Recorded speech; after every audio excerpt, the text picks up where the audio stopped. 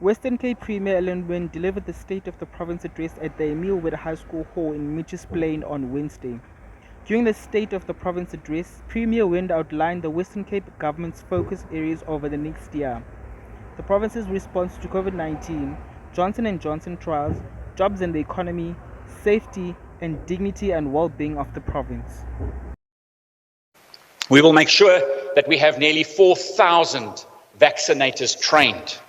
We will make sure that those nearly 400 public sites are enabled and able to deliver those vaccines as quickly as possible. And we will also be doing this with the private sector. This will be a key partnership. The second part of this plan is our own procurement. Now, we know that already the information in the public domain is that in South Africa, we are procuring through a single government procurement process. And as I stand here today, we are around 40 million vaccinations, too few in the orders already placed for the rest of this year. For me, as the person who swore allegiance to the Constitution, who has a duty of care to the citizens of this province, I've got to go above and beyond just accepting that. And therefore, our cabinet has agreed that we will procure vaccines that cannot be supplied by the general supply that's coming from national government level, and we will fill that gap.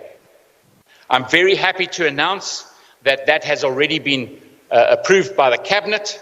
The procurement team themselves have already been put in place, that is with Treasury and the health procurement teams. And Dr. Kluti confirmed last Thursday that our procurement teams are already making calls to the CEOs of manufacturing companies around the world so that we can make sure that when we have the right vaccines approved by SAHPRA, that we can get as many vaccines into the system as possible so that every single person in this province gets vaccinated as quickly as possible so that we can move on. We can move forward. We can move forward. Junior Mkwane is being vaccinated with the vaccine in a mobile container in Wellington. He's volunteered for the first human trials being carried out by the Western Cape's Department of Health. I feel a little bit scared, but I want to know what's going on with this vaccine. The container behind me is one of government's initiatives to make sure that everyone gets vaccinated on time in the townships.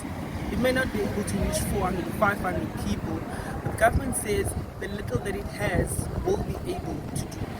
Sisoka, CPT News, data.